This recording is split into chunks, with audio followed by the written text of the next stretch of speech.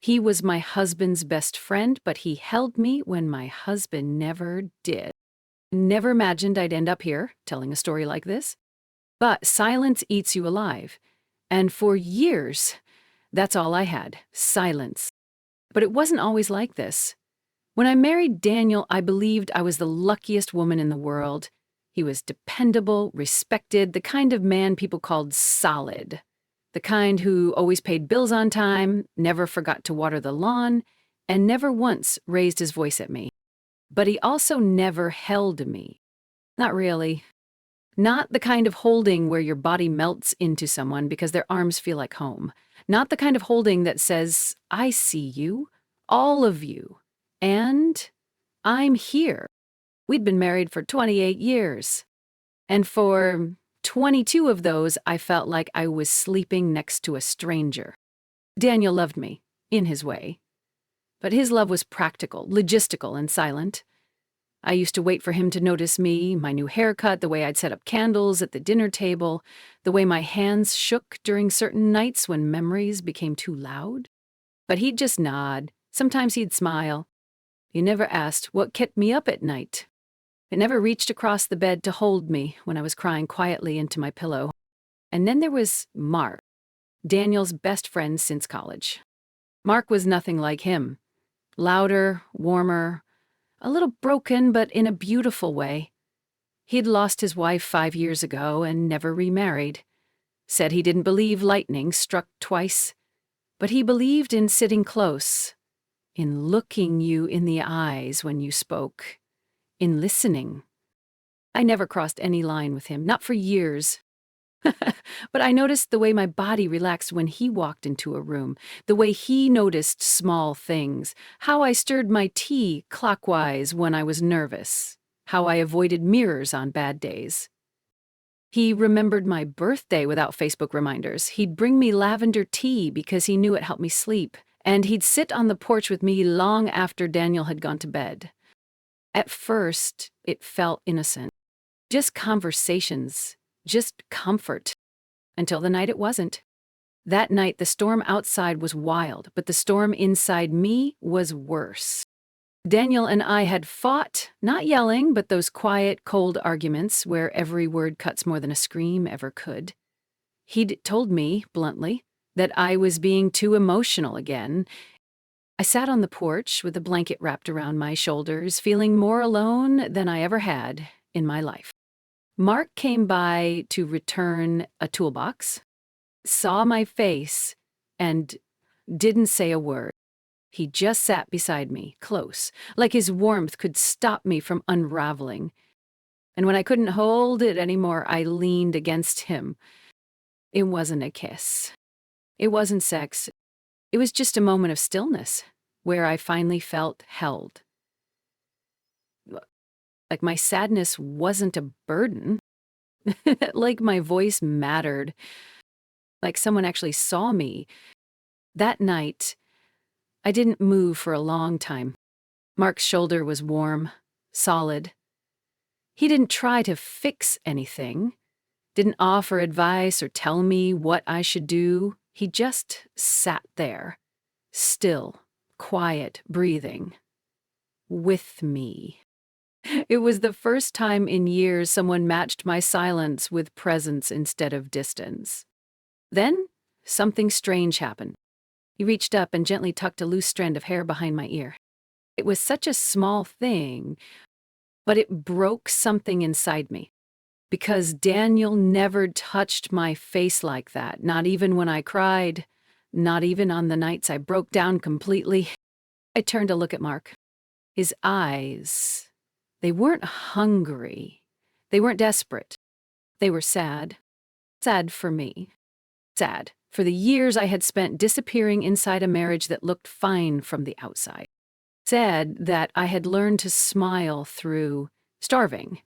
I don't know how he doesn't see it, Mark whispered. See what? I asked, voice barely audible. He swallowed, then looked down.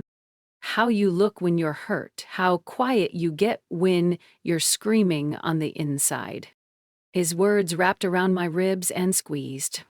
I looked away, ashamed of what I was feeling. ashamed that his words felt more like home than any sentence Daniel had said to me in years. "I'm sorry," I whispered. "For what?" he asked gently. "I don't know, for needing this. For leaning on you." He shook his head.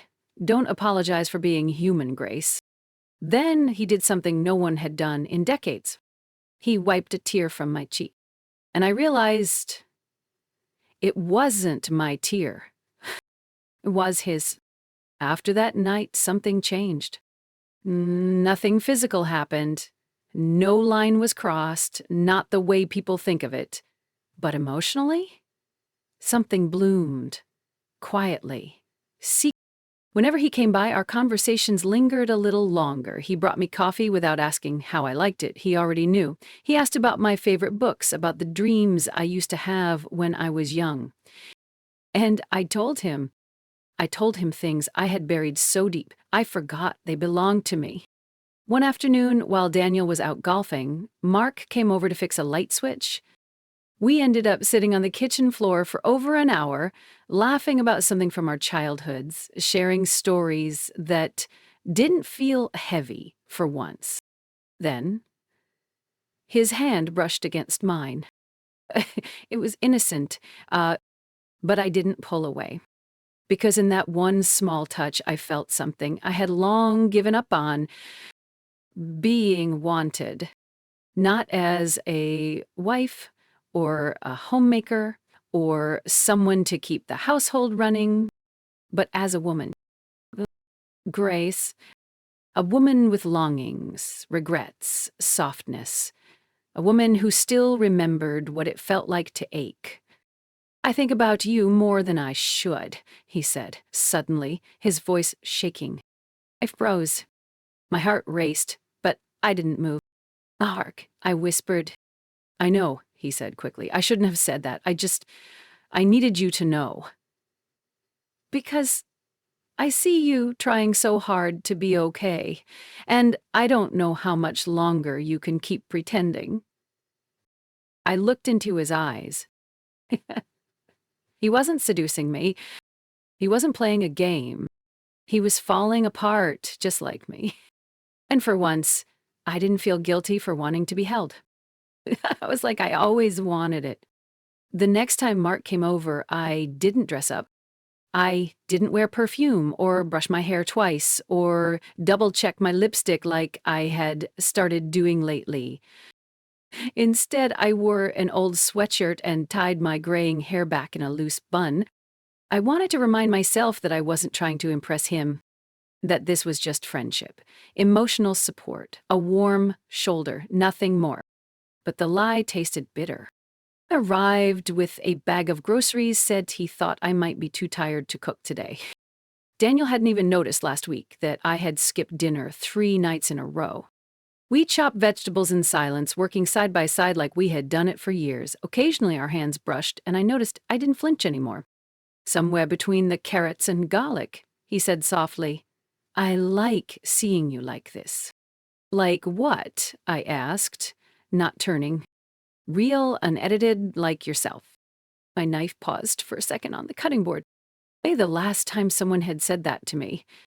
Daniel used to tell me I looked tired, that I should fix myself up before his friends came over, that maybe I should cut my hair shorter, like women your age do. But Mark, he noticed the softness in me that I'd forgotten was still there. We had dinner at the kitchen counter. Nothing fancy, just soup and bread and wine. I laughed at one of his old stories, one I had probably heard before, and leaned against his shoulder without thinking. That was the aha moment. That silent, unremarkable moment. When everything changed. He turned slowly to look at me, his eyes not hungry, but honest. "I think I'm falling in love with you," he whispered.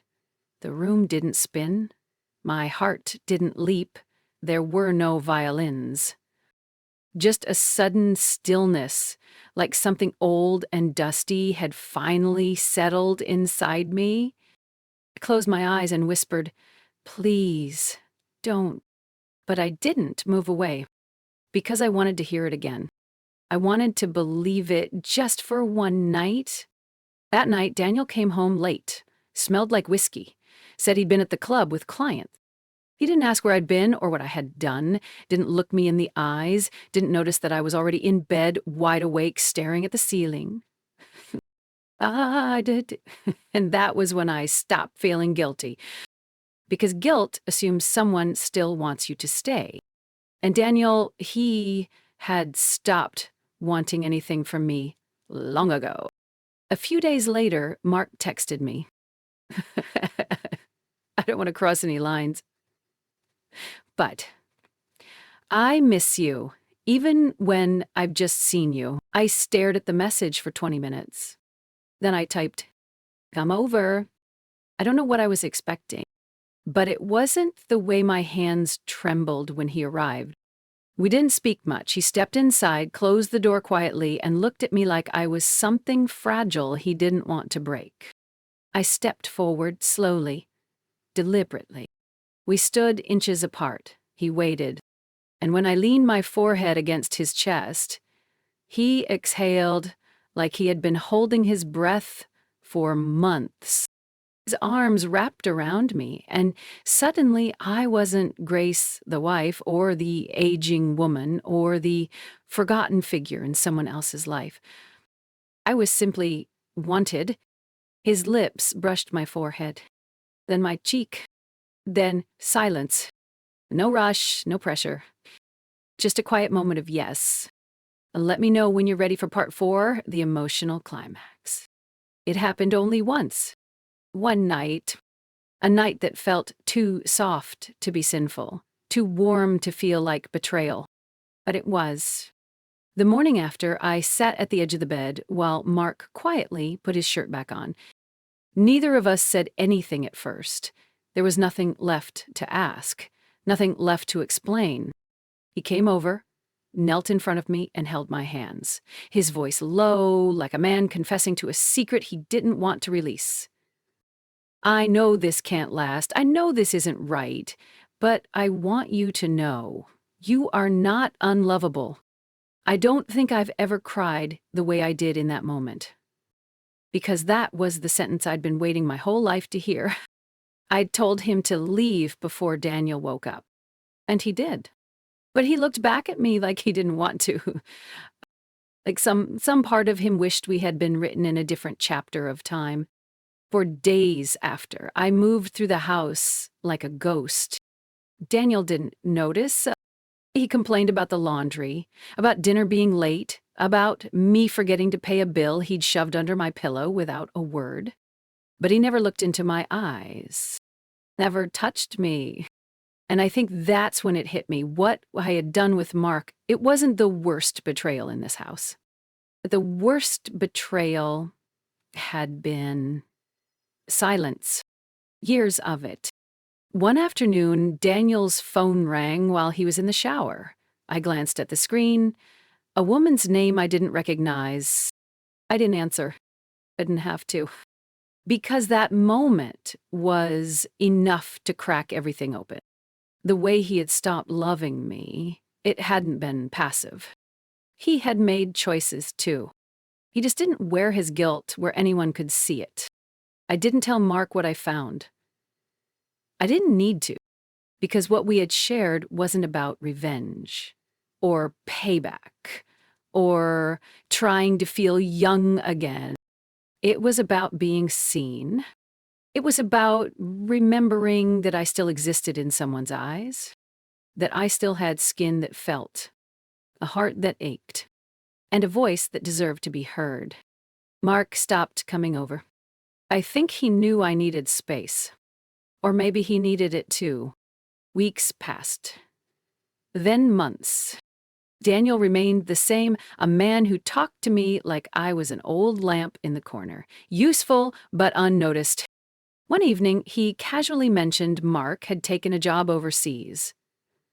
"Didn't he tell you?" he asked. I shook my head and went back to folding the laundry. But my hands shook the entire time. One Sunday, I sat alone on the porch, watching the sky turn orange, and I realized I didn't miss Mark the way I thought I would. I missed how I felt when I was with him, alive, present, worth touching. And maybe that's what this entire story was about. Not love, not infidelity, not regret, but remembering who I was before the silence swallowed me. It's been 2 years. Mark never came back. He emailed once, a short message from Singapore. Said he hoped I was okay, that he thought of me when he passed by a bookstore we once walked into. I never replied. Not because I didn't care, but because I did. And I knew nothing I said could undo what had already been done. Or what couldn't be. Daniel and I still live in the same house, the same rooms. But we're just two people performing the memory of a marriage. We eat dinner together sometimes, watch the news, talk about bills, but it's quiet. Not the comfortable kind of quiet. The kind that screams inside your chest. Some nights, I sit on the edge of the bed and stare at the lamp on my side. Mark once turned that lamp on for me. I remember that, the smallest gesture. The way he noticed when I was cold, when I was tired, when I was hurting. And now, I turn it on myself. And it always feels heavier than it should. I think a part of me wanted Daniel to find out, to yell, to cry, to ask why, to feel something, but he never did, which was its own answer. Because if someone can sleep beside you for years and never once see you, is that love? Or is that just history pretending to be intimacy? One afternoon, I asked him, point blank, "Are you happy?" He blinked, shrugged, said, "We're too old for that question, aren't we?" And went back to reading the paper. Started writing in a journal after that. Things I couldn't say out loud. Things like, I miss being touched without asking for it. I miss being wanted. I miss laughter that doesn't sound polite. I miss love that shows up. Sometimes I walk past the guest room Mark used to sleep in, and I pause just for a second, and I remember how his eyes softened when he looked at me. Not with lust, with recognition, as if he was looking at a woman who still mattered. That was what I needed. Not romance, not sex, not a grand escape. Just to matter. To someone. To myself. I'm not proud of what I did, but I'm also not sorry for feeling what I felt. Because in a world that teaches women to disappear quietly after a certain age, I remembered, for a moment, what it felt like to burn, even if it left ashes. Now, when I see my reflection, I don't see the woman I used to be, but I don't see a stranger either. I see a woman who was brave enough to say, I want more, even if she had to whisper it into someone else's hands. And maybe that's what love is sometimes. Not the fairy tale, not forever, just a flicker in the dark that says, you are still here. You are still worth reaching for, even if no one else says it out loud. Some stories don't have a hero. Some don't even have an ending, but they do have a heartbeat. And that is enough.